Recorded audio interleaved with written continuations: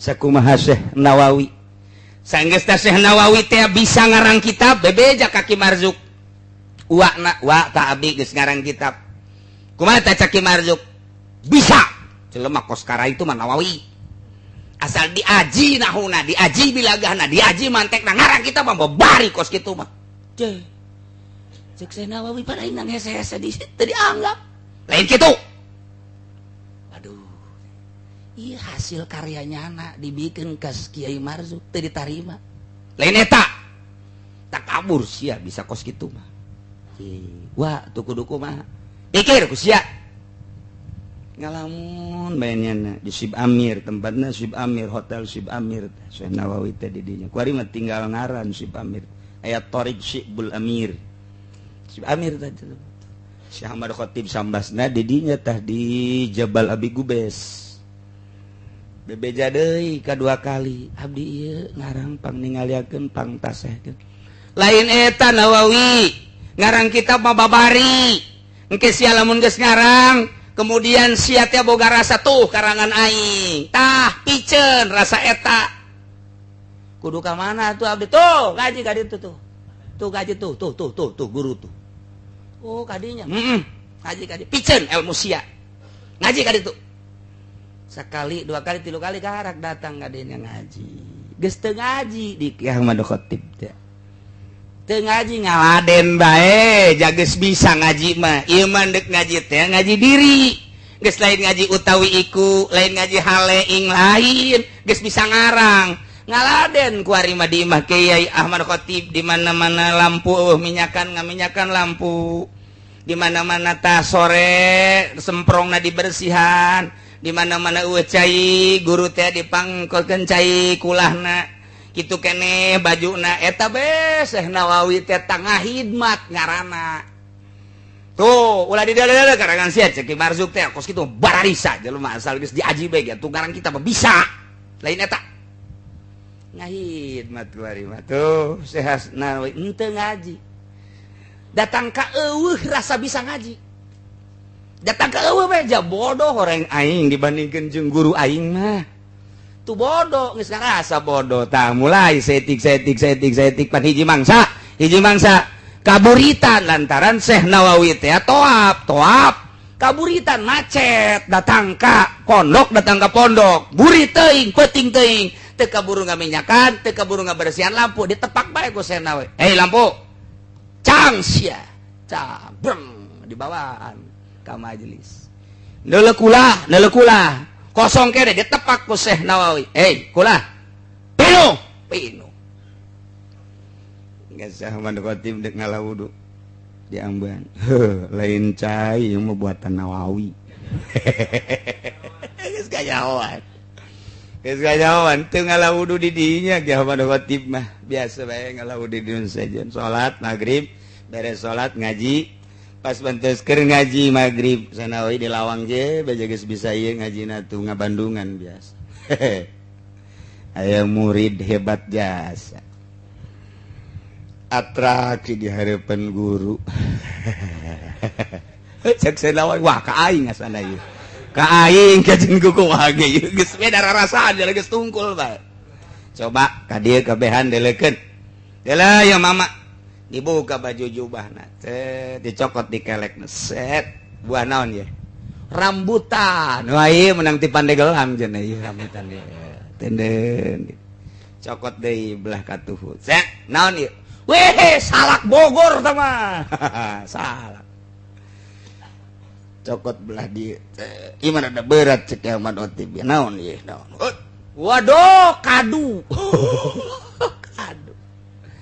bisa mama ge kos gitu ulah sok diputa di peta teu kaburu mah teu kaburu bae biasa bae ulah sok aja ditupak ditepak cek Nawawi aing kanyahoan aduh tah ieu teh nafsu tadi geus asa bodoh kuari asa pinter dina permainan pan urang Pandeglang mah sosoreun kos kitu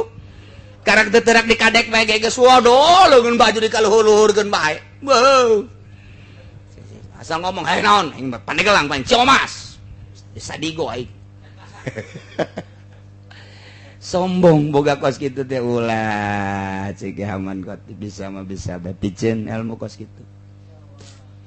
tah sok inget ka almarhum bapak kolotku laki agrat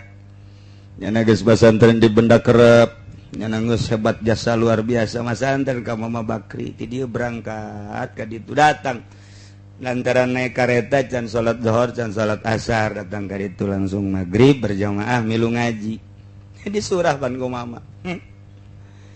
cek jadi aya murid milu ngaji itu ngaji diheulakeun ai kodon can jauh ka aing teh cek bapak kolot ti aing ka surah cek jadi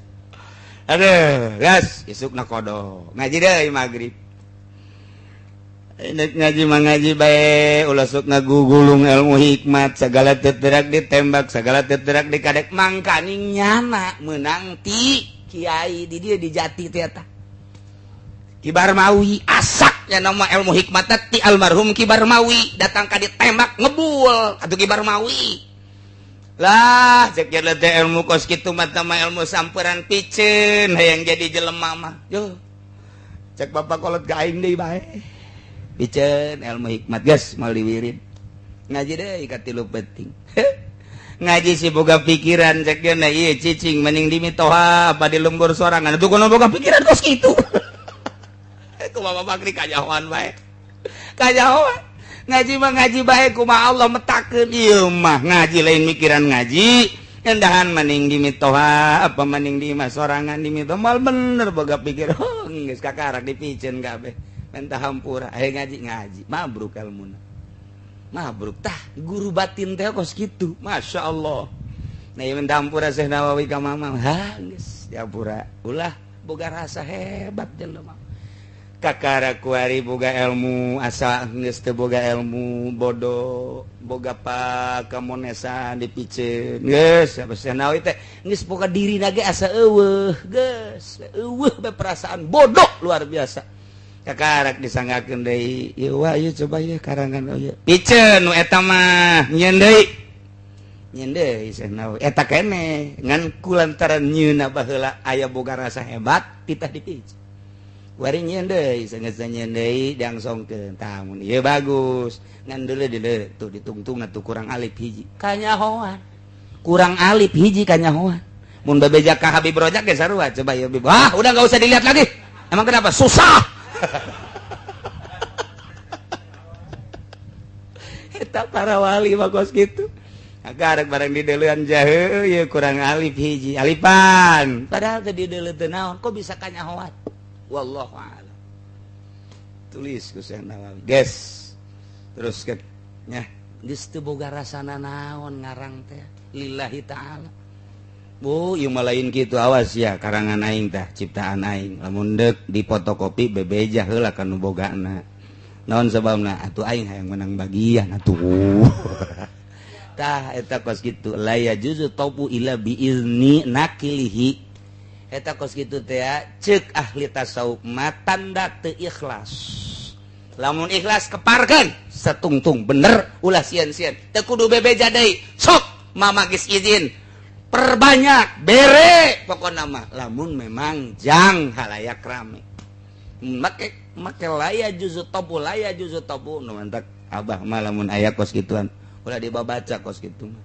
oh mangpaatna asal aya laya juzu tobu illa bi idzin nakil ulah dibaca oh mangpaat teh ikhlas teh kos kitu mah tah eta tanda teh ikhlas hehehe nah geus bisa ngaji kuari geus rapi na kuari teh deuk dieusian ilmu jang usul ilallah mulai berangkat fa awwalus sair ilmun ndek ibadah ka Allah kumaha itu mawa ilmu ndek ka Bandung kumaha itu mawa bekal bisa paeh di jalan ndek ka Mekah teu mawa bekal kumaha jadi kudukeun zat warrahilah nah ieu ge deuk ka Allah sair ilallah kudu boga ilmu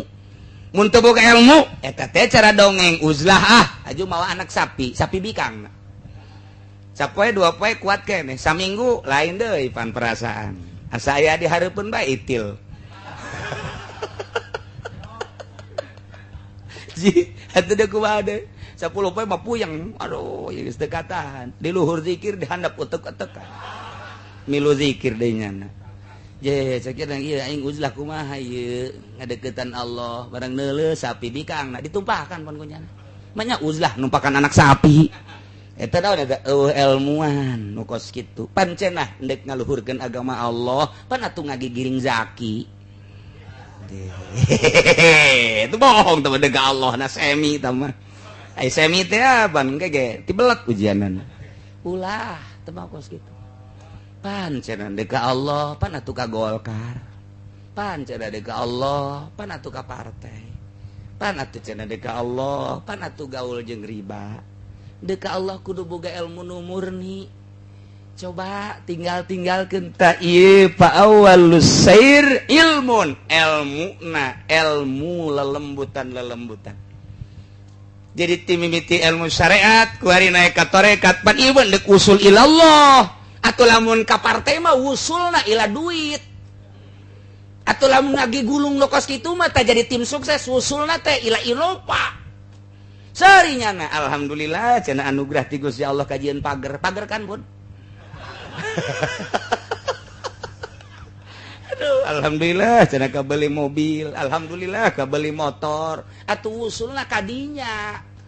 lantaran memang sair nage kadinya ai sair ilallah supaya wusul ilallah kaluarkeun nu kos kararitu ieu mah ngaji ilmu wali ieu mah kaluarkeun nu kos kitu imbung haram besi teu usul ke Allah begitu sasalaman dibere ulah leutik teh anu ada kandol saeutik atuh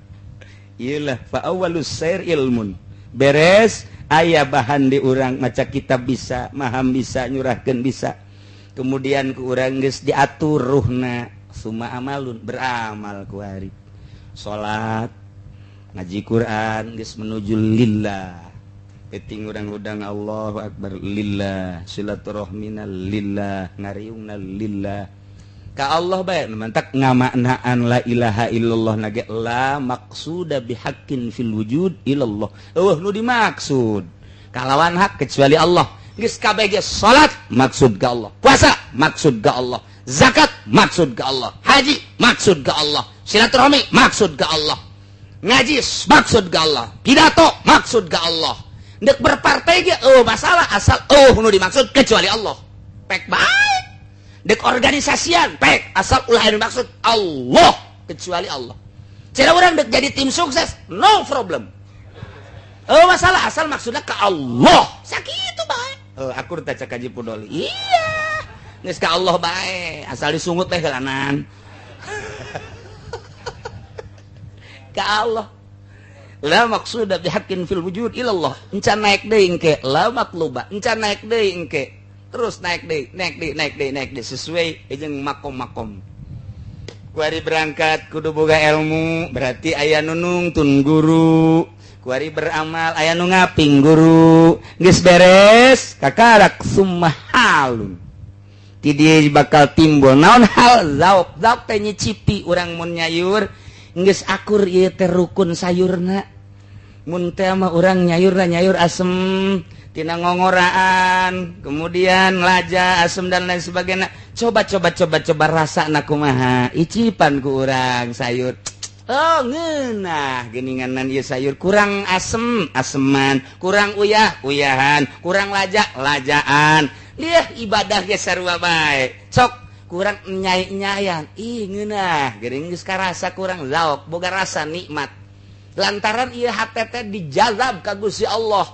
ditarik dikaga Allahkeun situasi jeung kondisi kumaha bae ieu dijazab hate urang teh geus dikaluarkeun dunia dikaluarkeun makhluk nafsu jeung setan kajazab katarik ka Gusti Allah geus aya ner ngeunah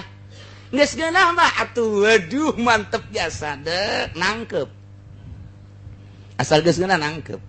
nyaho-nyaho ngagoler beres tuh Habib Rozak mah kabudak deui bener waduh nah asal geus diicipan ngeunah summa surbu ngaregu nikmat geus jadi berarti kuari mah geus menghayati nikmat rarasaan teh jadi ngeunaheun hese nyaritakeun ngeunah dina ibadah mah nyaritakeun Allah asa dihareup nyaritakeun gerakan-gerakan teh asaduk Allah.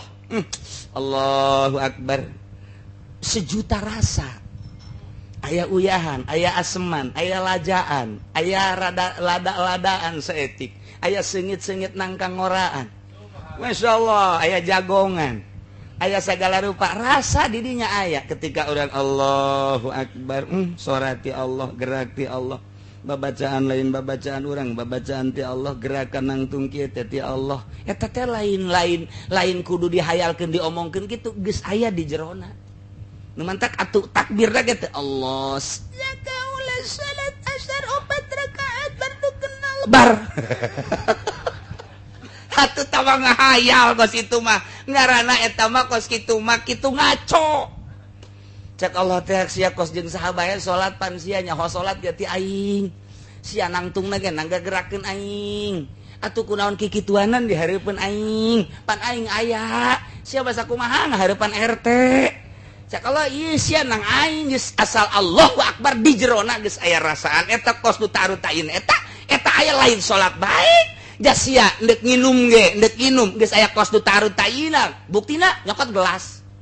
Berarti sia bener dek inumna aya kosu taruh taina.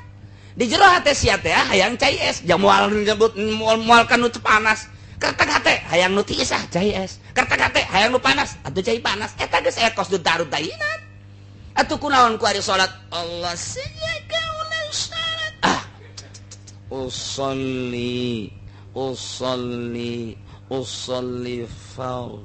Usolli far. Cak Japar, hayo siap. Sebab si Ja'far na ya di tukang pan. Tahu bagaimana Haji Pudoli tahu mah. Cara mah kos gitu. Usolipar. Ya enggak siap ya di tukang. Tahu sarua jeung ai subuh teh. Pas subuh teh nangtung bae. Cek di tukang teh kun. Maksud di tukang mah kunut. Ngabejaan. Ai nyana pajar kunti atau lompat. Aduh di tukang lompat deui saruana bloon kabehan pan geus datang keluar ditanya kunaon lompat cak sia cenah kunti kunut salah kabejaan kun atuh kabejaan sesuai kun-kunan atuh manakani ngatur remeng-remeng pan ya kunti anak pan ieu asupna eta geus lah usolifar si Ja'far itu enggak siap ih.